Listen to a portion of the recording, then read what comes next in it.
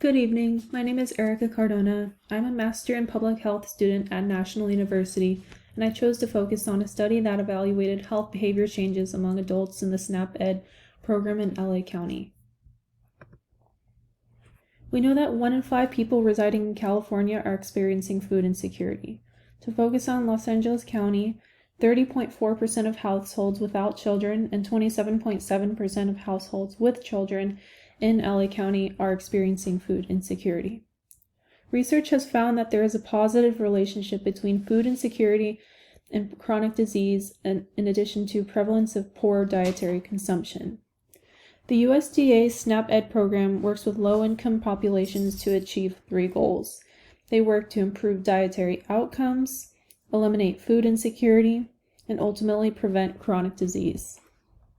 As we can see on the figure on the right, the food security trends among households from 2002 to 2017 is steadily increasing for households without children, and it is starting to level out for households with children. LA County's SNAP-ED program chose strategies at 3 levels in order to produce positive changes to fruit and vegetable consumption, increase physical activity level, and to change BMI. The figure on the right displays the 3 levels of reach the programming occupies using the socio-ecological model. In the individual level, nutrition education is the primary method used. This involves trained experts in trauma-informed nutrition providing nutrition education to a cohort.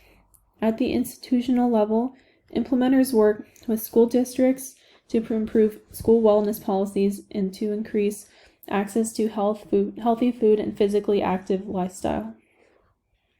At the environmental level, implementers work with policymakers to improve availability of affordable fresh produce to retailers, schools, and farmers markets.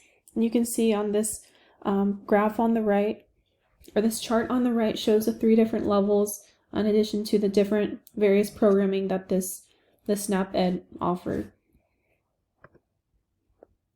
So the population studied is CalFresh eligible or recipients, individuals and families who are residing in Los Angeles. As mentioned earlier, SNAP-ED is a USDA-funded program offered from the CDPH to offer nutrition education and other services for these eligible individuals and families. They must be at or below the 185% of the federal poverty line and reside in California. 1/3 of Californians qualify for CalFresh services One-third of Californians qualify for CalFresh services as of 2022, and it's mostly underutilized by certain populations, especially Hispanic populations residing in Los Angeles County. The type of study is a cross-sectional study, meaning that it's taking 2 snapshots at different points in time. One is in 2018 and the other is in 2019, and not measuring outcomes from the same individuals. The sample size is 5,641. There were no power or sample size calculations made for this study. The recruiting strategies included finding shoppers at 20 food retail outlets and just using a convenience sampling type of thing to recruit participants to begin the survey. Also, participants were recruited from nutrition education classes following the nutrition education class. The inclusion criteria includes that they, as mentioned, they must be residents of LA County, they must be adults, and they can speak English or Spanish, as the survey is provided in one of 2 languages. The participants have to be enrolled in at least welfare program, or their children must be enrolled in one welfare program. There is a list of many welfare programs, but among the most common are CalFresh, WIC, and CFAP. Exclusion criteria include Service Planning Area 5, This is also known as West LA, and this was excluded because none of the food retail outlets were in neighborhoods in which at least 50% of residents are SNAP-ED eligible. There was no randomization in this study, and there was no control group for this study. They were only comparing differences between participants in 2018 and then participants in 2019.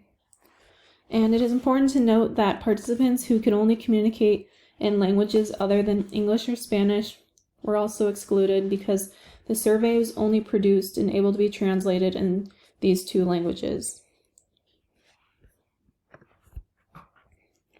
So for statistical analyses, there were 4 samples, 2 from the supermarket surveys and 2 from the SNAP-ED education class sites.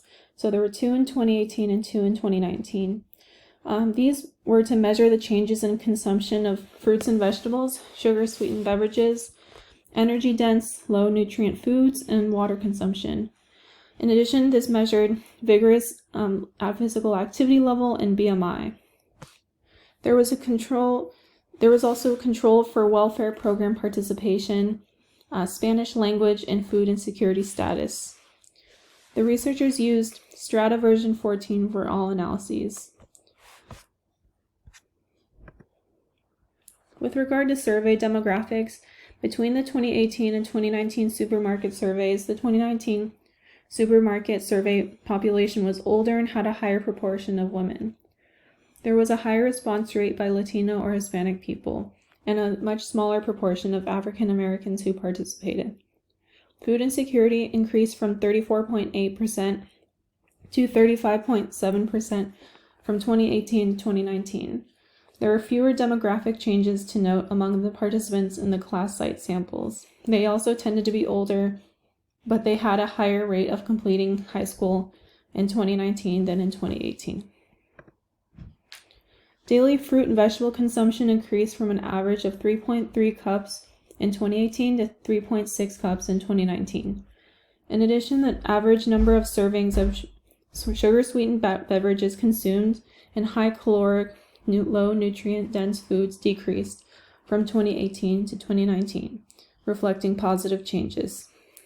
For the class site samples, there was a slight increase in the average of sugar-sweetened beverage consumption between the years. For both methods of evaluation, there was an increase in BMI and an increase in the number of days of engaging in vigorous exercise per week.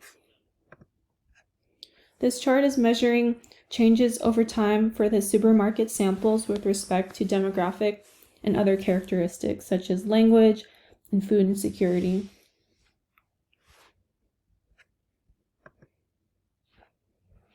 This chart measures changes over time for the class site samples with respect to the demographic and other characteristics as well.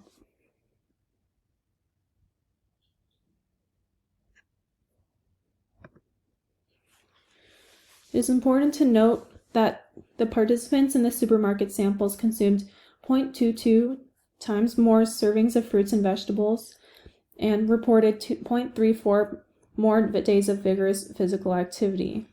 On the flip side, participants tended to gain 1.76 BMI points over time on average. On the class site samples part of the survey, participants reported 0.5 more days of vigorous activity, but they consumed 0.15 more servings of sugar-sweetened beverages per day. In addition, they increased 1.3 BMI points over time. The 3 types of bias that are to be expected with this study are shown: self-report bias, response, non-response bias, and recall bias. For self-report bias, all of the surveys are holding the participant accountable to share their eating behaviors at home, which may be uncomfortable for them as they may feel pressured to answer that this class has a positive impact on their behaviors because of expectations or social pressure from their peers. They also might feel expectations from their coordinators or researchers who are conducting the survey. For response and non-response bias, it was up to the coordinators to approach the participants in the supermarkets. They were conveniently sampled so that it might not be the same amount of people from different demographics as were actually participating in the program.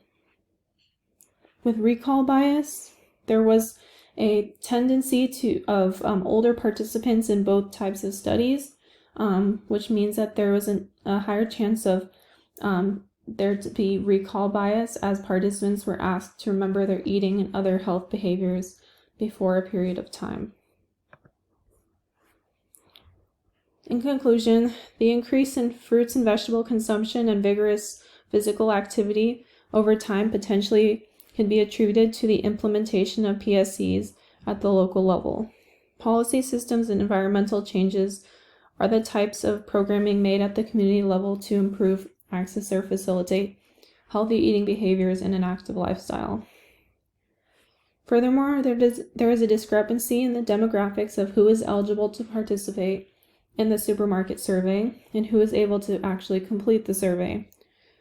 Minorities, recently settled, migrant and refugee communities that speak languages other than English or Spanish were excluded from being able to take the survey because the survey was only available in English and Spanish, and it was not able to be translated to another language. This might cause an inaccurate and underrepresent of who the programming is affecting, including people of color and other backgrounds. Findings are that SNAP-ED interventions appear to have a favorable effect on fruit and vegetable consumption. However, increase in BMI from 2018 to 2019 suggests that unhealthy food consumption is abundant and may be counteracting the benefits gained from eating more fruits and vegetables. An ideal or better study design would be a cohort study, because researchers can follow the individual throughout the program in a pre-post manner. This would be more accurate to measure individual health behaviors because it is comparing the participants' responses to their own rather than using a different sample. Here are the references that I used. Thank you.